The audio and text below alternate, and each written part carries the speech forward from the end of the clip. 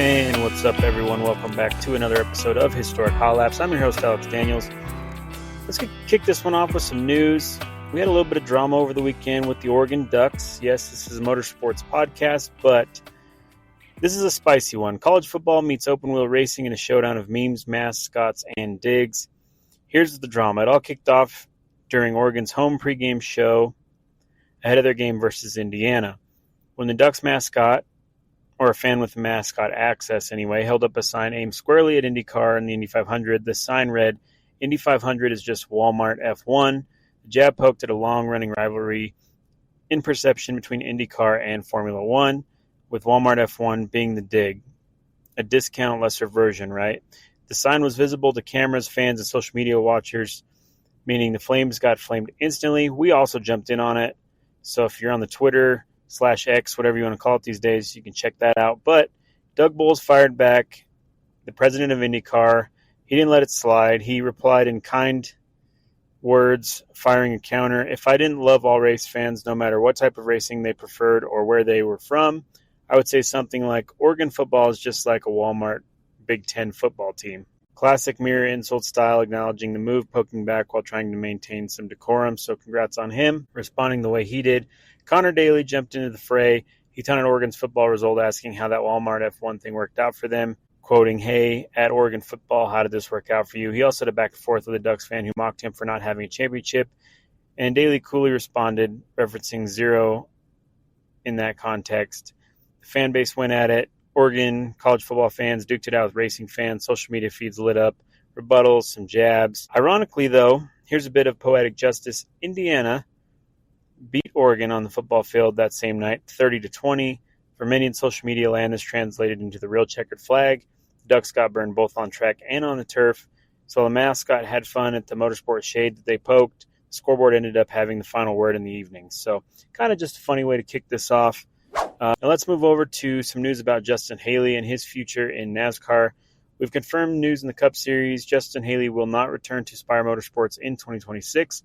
The team and driver have agreed to part ways following the 2025 NASCAR Cup Series season. So here's what we know about it. Spire Motorsports officially announced it. Haley will finish out the season, which ends early in November as Phoenix. As we know, there's only a few races left. And he'll finish out his time in that number 7 Chevrolet. Jeff Dickerson, co-owner of Spire, praised Haley's work, how he's grown since his early days, and how he helped the team become winners. He returned home in 2024 when he came back, and he has been a respected competitor in the NASCAR garage. Performance this season has not met expectations. Haley has posted 2 top 10 finishes, 1 top 5, and sits 31st in the standings with just a few races left. Earlier in the season, the team made a crew chief change with Rodney Childers. Started the year with Haley, but only lasted 9 races before being replaced by Ryan Sparks. That swap was described as a fit issue, not necessarily a reflection on specific failings, but a chance to try to change things for get better results, right? Putting it together, what's been said, what the performance looks like, and how decisions have gone so far. Here's likely the reasons left behind the split. Spire came into 2025 with some optimism, bringing Haley back full-time in the number 7, but the results haven't followed. Very few top finishes. Inconsistency while being down in the points has likely made the decision easier. The crew chief change early in the season suggests things weren't clicking. When your lead driver and strategy packages don't align, many teams decide to reset. Haley himself described Childers' swap as a fit thing. Spire clearly wants some upward movement. They've been investing in drivers' resources and expanding their operations, and likely wants its number 7 car to be more competitive.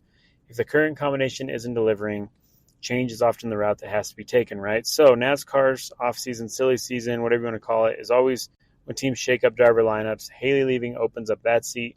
Rumors are already swirling about who might replace him. Spire hasn't announced a replacement yet, but Haley will complete his 2025 obligations, including the final 3 races of the season. After that, he'll be looking for a new ride. Spire's going to need a replacement in the number 7 car for 2026. Potential landing spots for Haley could include other Cup-level teams or possibly moving to Xfinity or Truck Series, depending on interest, sponsors, funding, all the normal stuff to play all the big roles, right? So for Spire, the implications are important. Whoever they pick as the next driver needs to bring speed, consistency, maybe even some sponsorship leverage. This is a chance for them to reset expectations in that car. The moves the needle as to where, the who sits where game. Names like Daniel Suarez are being floated around the media, speculation for a good fit, and he kind of checks all those boxes. So I guess we'll see what he comes up with there over there at Spire, and if Daniel Suarez can lock that in, because we know he's out of a contract at the end of this year. So, yeah, we'll watch the silly season in the offseason as we always do. So let's talk about Harrison Burton and Xfinity for a minute here. In a move that's already stirring chatter in the garage, Harrison Burton will not return to AM Racing for the 2026 Xfinity season. AM and Burton confirmed the split, saying they'll each reveal their 2026 plans in due time. So why the split? Well, now, as most driver moves, the full story isn't out yet. But here's what we do know, and here's what we can reasonably guess. Burton has publicly expressed gratitude to AM Racing's leadership, to himself, Wade Moore, and credited the team with preparation, trust, and progress during the pivotal stage of his career. He noted that under his tenure, AM Racing broke team records in top 5s, top 10s, and made their first ever trip to the Xfinity playoffs. On AM Racing's part, the statement thanked Burton and his family, acknowledged his professionalism, and confirmed they'll announce their 2026 driver and program plan later. In short, the split looks pretty amicable on the surface, framed as mutual, but that really tells the entire story, right? In motorsports, there's always more to it. It's possible Burton has an opportunity lined up somewhere else, or that AM Racing is pivoting to a different driver direction for reasons internal, whether that be budget, sponsorship, performance goals, contract terms, manufacturer alignment. That plays a big role in Xfinity, so it could be any of those things, right? So what's going to be next for Burton? Well, as we all know, the offseason rumor mill is already in overdrive, so let's explore some realistic landing spots and scenarios for him. Another Xfinity team, full-time ride. Burton is still young, turning 24 this year, and has a resume in multiple Xfinity wins, a Cup win at Daytona, and now a turnaround with AM Racing. A mid or upper tier Xfinity team might see him as a strong candidate. Anything's possible, right? He could go back to Cup, part-time, or one-off style opportunities. Though his stint in Cup is mixed, his Daytona win underscores he can still make some noise. A Cup team with a part-time open seat or road race specialization as a high upside pick. If a manufacturer wants to invest in young talent, Burton would become part of a development or affiliate program, perhaps a satellite ride, or as a driver with sponsorship backing. We know Burton has been tied to Ford since his Cup contract, but maybe it's time for a change. Teams looking for a fresh face, marketability, or youth might pair him with a newer team, or shaking one up the driver roster, right? He might even bring a sponsor interest or media attention. So everything here is speculative, but drivers with Burton's track record and name recognition rarely stay unsigned for long. Likely reasons he didn't sign with AM Racing. Let's lean into some of the more informed hunches as to why they didn't lock in a new contract. A lot of it's advancement and ambition. Burton has shown he wants upward mobility. A mid-tier team or someone promising more upward leverage might appeal more to him. Contract terms are always a big thing. Racing teams often juggle sponsorship dollars, budgets, and contracts. Maybe AM Racing couldn't commit to terms, whether it's length, salary, resources, whatever it could be that Burton wanted and desired. Who knows, right? Burton has a clay to mold. Perhaps he and AM Racing felt it was time for a fresh start to reach the next level together. But separately, AM might be reshuffling their program direction, looking for alternatives, lining sponsors differently in 2026. Framing it as mutual as both sides, flexibility to navigate announcements, avoid conflict, and preserve reputation, right? So maybe it just was amicable and just mutual. We don't know. So we know that Harrison Burton is now officially a driver on the move. His resume gives him options, and his timeline indicates he'll probably land something before 2026 season rolls out. Announcement is TBD at this point, right? Sponsorship deals, all that. We'll just see what happens. So throw a little opinion out there on this one. AM Racing is no stranger to one-year deals and one-off surprises. They have a strong affiliation with Ford, but they're not a Tier 1 program. After their first ever playoff run while Burton was behind the wheel, why would you not keep such a talented driver in the seat if this is shown as a mutual deal out of respect, but more on the Burton lining up better opportunities, then it completely makes sense. But if it's AM Racing not pulling their weight to make the deal go through, that's another thing altogether, right? After the Hailie Deegan mess, you go to a stellar performing driver in Harrison, and you make your first playoff run as a team. Wouldn't you want to capitalize on that and see how much further you can improve going into another run together in 2026? Teams that switch drivers every single year never get that rhythm. I would think that the smart money would be to keep Harrison happy, keep Harrison in the seat. However, I just talk about this stuff. I'm not the one writing the checks and making those decisions. Best of luck to both sides of that coin. That's my take on that situation. I think AM Racing is losing on this deal. All right, let's talk about a little bit of IndyCar stuff. This is more NXT paddock style, right? The feeder series, but Chip Ganassi Racing is expanding its Indy NXT operation for the 2026 season. They'll go from 2 full-time entries to 4 full-time entries. Taylor Keel, the team manager, confirmed that 2 seats are already claimed, and they're actively recruiting drivers, engineers, mechanics, the full crew to fill in the other 2. What this means, well, let's break it down why this is a big move and what it suggests for the future of Chip Ganassi Racing, who we know is championship contenders every single year. This is a pipeline for talent. Ganassi sees Indy NXT not just as a playground for drivers, but as a feeder system for its more broader IndyCar ambitions. By expanding, they can nurture more young talent, whether that be drivers, engineers, mechanics, whatever, before promoting them upward. More cars means more data, more setups, more experimentation. It gives Ganassi the flexibility to try new drivers without losing competitive continuity in their core entries, right? So these 2 other entries could just be shuffles all season long and trying people out. Could be basically test rides, but in the race situations. Kind of a tax write-off deal for them, right? So for drivers looking to step into Indy NXT, this is welcome news. 2 more full-time seats open means more opportunity, and Ganassi's brand carries all the weight. Could be a huge launch pad for some. As promising as it sounds, there are a few questions still in play. Who's going to fill these 2 seats? The team says they already have 2 drivers locked in, but they haven't named the new ones yet. Expect speculation announcements as the Chris Griffiths test approaches as well. We've got to budget the resources here too, right? There's always something with that. More car means more cost, more chassis, more parts, more personnel. It'll be interesting to see how Ganassi allocates resources among all 4, especially in the early stages of all of this. With more entries, they'll need to maintain cohesion in that group, so that's no car lags too far behind the others, becomes a sacrificial type entry. Chip's not going to let that happen, right? Will this deepen Ganassi's IndyCar bench? Absolutely. Could some of these NXT drivers move up to Ganassi's IndyCar roster in the next few years? Absolutely. All told, Ganassi's expansion to 4 IndyCar NXT cars is a strong statement of intent. They're doubling their footprint in the developmental ranks, sending a message that they want to be a dominant force, not only in the top category, but in the driver pipeline that surrounds it. So pretty interesting to see. We'll see how that goes for the team over there at CGR. All right, it's going to get a little wild here for a minute. VK is going to JHR. This is the latest bombshell in the silly season here. Rinus VK is heading to Juncos Hollinger Racing in 2026 as their lead driver. So let's dive into that move, what it could mean for Connor Daly's future as well, and what IndyCar teams still have available for seats. This is a return home of sorts. VK already raced for Juncos in the junior years for Pro Mazda and the Indy NXT series. JHR's 2025 driver lineup is not locked in for 2026. So per prior notices, they had 2 open seats heading into the offseason. VK arrives with the experience, takes the lead seat. 6 seasons in IndyCar, podiums, reputation for consistency.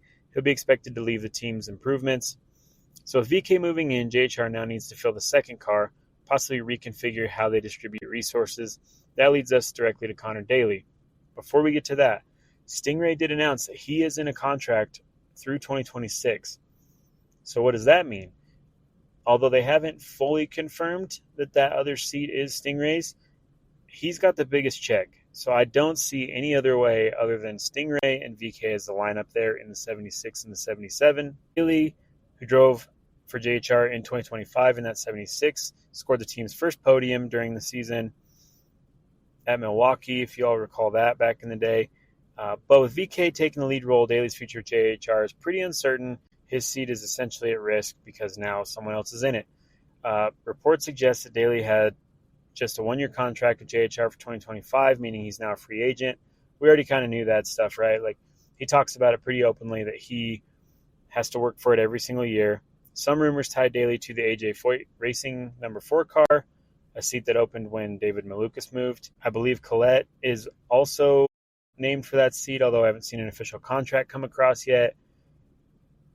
The race for Daly will depend heavily on sponsorship support, team budgets, and how compelling his 2025 performance can look in retrospect.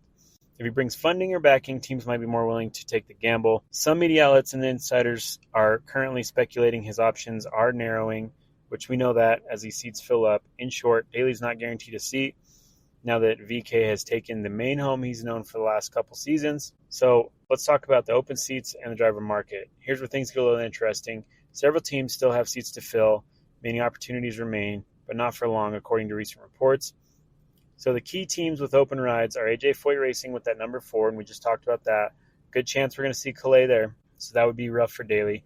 Dale Coyne Racing with VK leaving Dale Coyne. That's at least 1, if not 2 seats needing drivers. Dale Coyne has already claimed their tie to Andretti, which ties them to the Dennis Hogger, and that's going to be one of those seats guaranteed. So does that leave the other one open? There was talk that we were going to see Romain Grosjean come back and fill that other Dale Coyne seat, but can Connor maybe sneak in there? It's possible. Prema Racing, Rahal, RLL, smaller satellite operations might have potential openings and reshuffles depending on funding. Prema is so in the air right now, we don't even know what's going to happen there. RLL's got that number 30 seat open, we believe. Could they sell that charter off? It's possible as well. There's so many things going on right now. We know Connor Daly has a little bit of a budget. He's got that AMPM group behind him. He still has a little bit of that cryptos backing as well. It's going to be pretty wild to see what happens. Coyne's technical alliance with Andretti is awesome, but with that being said, that means that pipeline is kind of an Andretti pipeline now. So depending on who's footing the bill for most of that and how it's all going to work out with Dale Coyne stuff, will he have enough budget to go to Coyne? I sure hope so. I don't want to see him not be in the field, but realistically, we don't know what's going to happen. So we'll follow the silly season news as it continues. I believe by Halloween we should have a good wrap-up of, who's going to be where in the field. Right. Let's talk some race recap action here. We had NASCAR in Las Vegas. First off in the Xfinity Series. Wild night for Xfinity Series in Vegas. Playoff round of 8 opener. The Focus held 302. It definitely delivered. Eric Almirola takes a checkered flag after dominating 107 laps of the 201-lap race. He made a decisive move late, passing Connor Zilisch with about 9 laps to go, then held a tense finish to win by just 0.6 seconds. Almirola swept the first 2 stages, showed great composure over the long runs and restarts. Zilisch put up a strong fight, trying everything he could in the closing laps. He extended his record of consecutive top 5 finishes to 18 with 11 finishes of first or second in the last 13 races. Absolutely insane. Justin Allgaier, who grabbed the pole in this one, ended up in 3rd, which helps him cushion his points position as the playoff battle heats up. Corey Day had a breakout night. We definitely want to talk about this one. Started 19th. He powered forward late and secured a 4th place finish, his first career top 5 in Xfinity in that number 17 car for Hendrick Motorsports. Jesse Love also ran strong, leading laps at times. He finished 6th and had a bit of post-race frustration with Nick Sanchez over the racing in the closing laps of the race. So the battle in this one in stage 3, there was a fierce battle between Almirola and Zilisch. They even made contact around turns 3 and 4 as Almirola drove deep in on the outside. Zilisch got loose in turns 1 and 2 towards the end, which opened the door for Almirola's inside move. Fuel strategy, tire wear, and restarts played a big role in this, especially in the closing 30 laps. Almirola's ability to manage his car on long runs looked like the key he needed to seal the deal on this one. Implications for the playoffs, while Almirola's win locks in a spot for Joe Gibbs Racing number 19 car in the Owners' Championship and guarantees his team a place in the championship 4 in Phoenix. But for the driver's side, no one's locked in yet. The points race is more tense than ever heading into Talladega. After the race, Connor Zilisch leads the standings by 82 points above the cut line. Allgaier in 2nd, 44 points above the cut line. Love climbed into 3rd by virtue on his finish. Drivers outside the cut are Brandon Jones, Sheldon Creed, Carson Kvapil, and Sammy Smith. They'll need big nights in the remaining 2 races to really escalate themselves back up into that Final 4. So, we'll see what happens at Talladega. All right, let's dive into the Cup Series. This was one for the books, especially for Denny Hamlin. So the South Point 400, the opening race of the round of 8, Denny Hamlin started from the pole, having laid down the fastest qualifying lap. Kyle Larson was dominant much of the day. He paced 129 laps, more than any other driver. But in the closing laps, strategy, poise, and grit took over on a late restart with about 14 laps to go. Hamlin restarted deep in the field and methodically sliced through traffic. He overtook Larson, then passed teammate Chase Briscoe with 4 laps left to take the lead, held off the charging field to score the win. Hamlin's margin of victory is 1.5 seconds over Larson. The podium rounded out with Christopher Bell in 3rd, Chase Briscoe in 4th, Tyler Reddick in 5th. This was an emotional milestone. This was win number 60 and punching a ticket into Phoenix. This win was way more than just a checkered flag. With this victory, Hamlin notched his 60th career Cup Series win, tying Kevin Harvick for 10th of all time on the wins list. More critically, it locked him into the championship four for the title deciding race at Phoenix on November 2nd. This is his first trip back to the finale since 2021. The emotional weight is quite thick on this one. Hamlin openly dedicated this win to his ailing father, saying this one meant everything, how his dad made sacrifices, how racing was their connection, and how this moment had been years in the making. Tears welled. There was visible struggle to compose himself in the media interviews. This wasn't a typical victory lap moment. It was deeply personal. Hamlin called it possibly his biggest win ever, citing the family, the stakes, and the timing. Crew chief Chris Gale also deserves credit. The final pit stop for 4 tires and adjustments were pivotal in giving Hamlin the speed he needed in those laps.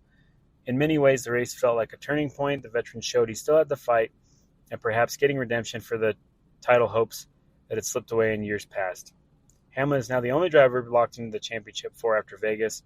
Other playoff contenders shuffled in the standings. William Byron crashed late after being in contention and ended up finishing 30th, effectively ending his hopes for the championship. I mean, anything's possible at Talladega, but I don't know. Ryan Blaney's night derailed early in the evening. Cut tire led him into the wall in lap 72, ending his day and severely hurting his title chances. Chase Elliott also had a rough day. Pit road penalties set him back, and he finished just 18th. Up front, a lot of credit goes to Joe Gibbs. With Hamlin winning, Bell in third, Briscoe in the top 5, they showed depth and strength when it mattered most. So moving into Talladega next week and Martinsville after that, all the pressure shifts to the remaining round of 8 contenders to perform, avoid mistakes, and force any openings. So we're not there yet. We got 3 races left to see who's going to seal up the deal in this championship. So stay tuned for more on that. This brings us over to the world of Outlaws. Anthony Macri bounced back from injury to claim victory at Lincoln Speedway during the Keystone Showdown. A gritty return to the winner's circle. The battles were tight, the track was slick, and the pressure was high. Just how dirt racing should be. With Anthony Macri locking that up, let's talk about the points. Currently, David Gravel remains in first place. Michael Buddy Kofoid sits second, trailing by 172 points. Carson Macedo holds third. Logan Schuchart in fourth. Sheldon Hodchild rounds out the top 5. Team standings for sprint cars, you've got Big Game Motorsports leading the pack with standings. What does all this tell us? Well, Gravel still has the cushion, but Kofoid and Macedo aren't out of it. The gap is surmountable with strong finishes, especially if Gravel hits some trouble.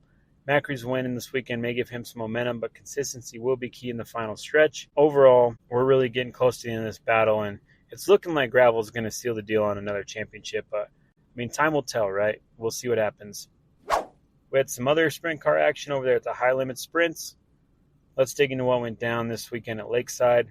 The Heartland of America Showdown made a stop at Kansas City. There's plenty of drama, upset potential, and heavy action under the lights. On Friday night, the first of 2 shows saw Brent Marks hold off a charging field with Aaron Rutzel for the win. Marks used defensive lines, smart restarts, and held his nerve when things got tight. Saturday, night 2, was the big one. Brad Sweet finally snapped his drought with a victory, a clutch do-or-die performance that gives him momentum in the championship hunt.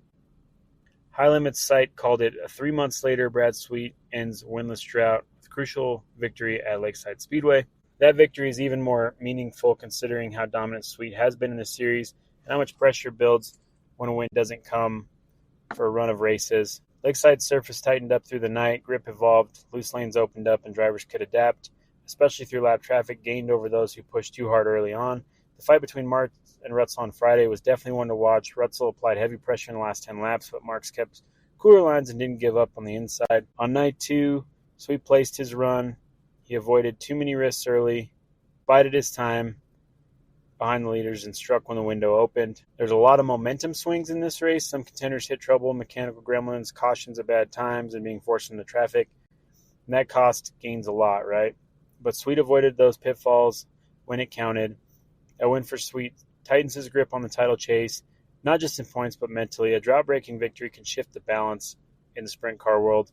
Marks' solid run with that win on Friday kept him high in the standings, making him a dual threat across both nights. Rutzel, consistently near the front, continues to press.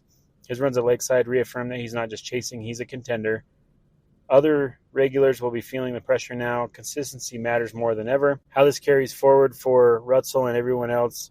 Can Sweet turn that Lakeside win into a streak, Will Russell and Marks sharpen their responses, especially on restarts and last lap duels? I mean, how are things going to adapt, right? We're getting close to the end of it, so exciting to see, but more high limit action to come. Now let's talk about Petit Le Mans for over there at IMSA. This was the season finale of IMSA. Pretty emotional championship deciding Petit Le Mans. So here's what went down at Road Atlanta this weekend. The finale of the 2025 IMSA WeatherTech season. Titles were up for grabs. The GTP Drivers' Championship, Manufacturers' Crown, Class Championships in LMP2, GTD Pro, and GTD, the works. Plus the bragging rights of who won the 10-hour race itself, right? So the crown jewel of the season. The Cadillac, number 31, driven by Jack Aiken, Earl Bamber, Fred Vesti, took overall win in GTP class. They won by 5.1 seconds over that Aston Martin Valkyrie Thor team. Heart of Racing fielded in the GTP. Third was the Porsche Penske 963, shared by the usuals of Matt Campbell, Matthew Jeanette, and Lawrence Vathor. Choosing to finish third was enough to claim the GTP Drivers' Championship. With that, Porsche clinched the GPT Manufacturers title. A lot of acronyms I'm struggling with tonight. I do apologize for that. But yes, Cadillac won the race, but Porsche walked away with the big hardware in GTP for 2025. They started off so strong, it's not really a surprise, right? From Daytona on, they just dominated. But Cadillac in the late season really came back. They led the majority of the race, especially the final 4 hours. They did end up with a right rear puncture under caution, which forced an unscheduled stop and dropped them back in the order, but the team fought back, making up ground in smart pit timing and clean stints to retake and hold the lead off from everybody else. The last stretch was all about fuel energy management, and in the final hour, every car needed a late splash and go energy top-up. Cadillac strategy held just enough margin to stay in the front. Aston Martin, still somewhat new to IMSA, pulled off a strong run to a career-best podium in GTP, which was a huge feather in their cap. Also noteworthy stuff to talk about from this one. The Lamborghini SE scored fourth in GTP, also its best global result in sports car competition. In LMP2, TDS Racing's number 11 car won the class. Quite the story, since Thomas had announced he might be his last IMSA season. That said, AO Racing's number 99 car sealed the LMP2 championship with their finish, so congrats to them. In GTD Pro, Paul Miller Racing's BMW M4 grabbed the class win there, and in GTD, the AF Corsa Ferrari 296 car took the win. Notably, Leila Waddox became the first woman to win Petit Le Mans since 2005, and only the third woman to ever win the race. So congrats to that and GT class there. Awesome to see that. The other one we need to talk about, GTD Pro Champion Corvette Racing. Their podium is locked in on that race, so congrats to them. GTD Champion and When We're Racing became the first team to win back-to-back GTD titles in IMSA history. Another awesome feat there. Cadillac's wins means they close the season unbeaten at Petit Le Mans, back-to-back victories for them. And we know Aston Valkyrie made an impression, top results. So overall, just awesome, smart strategies, crucial outright pace. And that wraps up for IMSA for 2025. Every time this time of the year shows up, we get a little sadder, right? We're losing races left and right. IndyCar season's been done for, 2 months now, but IMSA's over. We're wrapping up sprint cars here soon. We've got 3 races left in NASCAR. I mean, we got a lot going on, but stay tuned for more on that. And now, finally, our favorite part of this podcast. Let's talk some history. That's what this is all about at the end of this, right? You listen to enough of this, let's go on the history side. So, Jimmy Murphy, a.k.a. James Anthony Murphy, we're going to roar through his motorsport history and spotlight what made him a legend. James Murphy was born September 12th, 1894. Yeah, we're going way back on this one. In San Francisco, California, the son of Irish immigrants. Tragedy struck early in his life, though. His mother passed away when he was a toddler, and his father passed away after the 1906 San Francisco earthquake, leaving Jimmy orphaned. He went to live with relatives, and as a teenager in Southern California, he got into motorcycles and mechanical work. He and a friend even opened a small garage servicing local autos and motorcycles. Through hands-on work, he built the mechanical chops that he needed, learned how things go wrong and how to fix them fast, a foundation that would serve him well behind the wheel from a riding mechanic into being a driver. Back in the day, racing wasn't a solo affair. Cars often carried a riding mechanic, someone who'd wrench, patch, pump, and risk the life by your side. Murphy began that role. He rode with big names of Eddie O'Donnell, Ralph De Palma, who we've covered on this podcast, Harry Hartz, Peter DiPolo, and Tommy Milton, another friend of the show. Gaining inside knowledge of how champions drive, how cars breathe under stress, and how to stay calm when things break. In 1919, Murphy got his big break behind the wheel. In fact, he replaced Eddie O'Donnell in a Duesenberg during world speed record attempts and ended up setting records over distances from 1 mile to 300 miles in that class. From there, the driver inside him began to emerge. 1920s were a go big or go bust year in motorsport. Board tracks, ovals, road races, cross-Atlantic challenges. Murphy embraced every single one of those things. In 1920, he bagged early wins that established his reputation. By then, Duesenberg saw his talent and took him on more seriously. One of his most famous and gutsy feats came in the 1921 French Grand Prix at Le Mans. Driving a Duesenberg, Murphy crossed the Atlantic to become the first American to win a major European road race in a car built in the United States. This win was legendary. His radiator was pierced, he had flat tires near the end, yet he still beat Ralph De Palma by about 15 minutes. He did more than survive. He made headlines showing that the Yankee underdog could punch on European soil. On to the crown jewel, the 1922 Indianapolis 500. Murphy not only started from the pole position at 100 miles an hour, 100.5 to be exact, but he led 153 laps of 200 and won the race, averaging 94 miles an hour. He was the first driver to win Indy 500 from the pole, but he didn't rest on that victory. His performances throughout 1922 earned him the AAA National Championship title as well. In 1923, despite missing some races to chase European events, he still placed second in the championship. And in Europe that year, he turned into a gritty third place in the Italian Grand Prix despite brake failures. By 1924, he was dominant with wins at Altoona, Kansas City, and elsewhere that had him stacking points towards another title. He amazed 17 AAA championship wins over a short career span, strong enough that when tragedy struck before the year was done, he'd still be awarded the 1924 championship. But that brings us to the tragedy side of this. September 15th, 1924, just 3 days after his 30th birthday, Murphy was racing at the Syracuse Fairgrounds dirt track in New York in a 150-mile AAA championship event on lap 138 while trying to overtake Phil Schaefer. His Miller Special clipped the inside wooden rail, skidded and hit the fence again, and splinters of wood pierced Murphy's chest. He died almost instantly.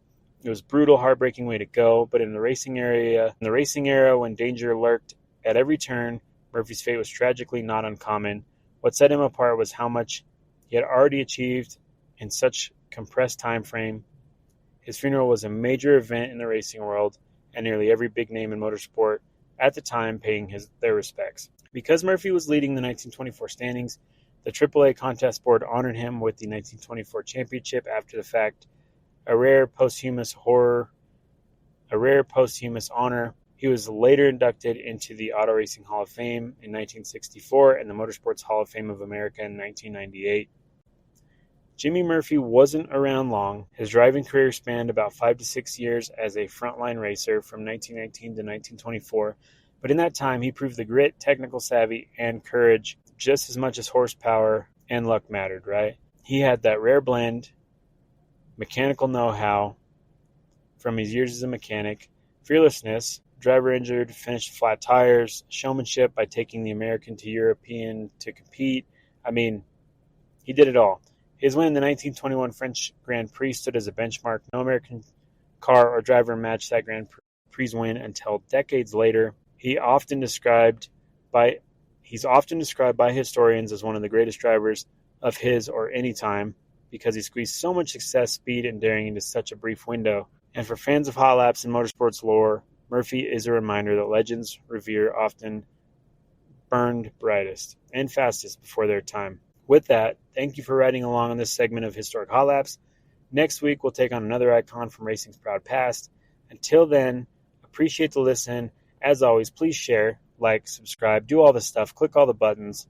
We're on everything. Just keep supporting. We love it. We'll keep these things going here. And until next time, stay safe. Thanks for tuning in.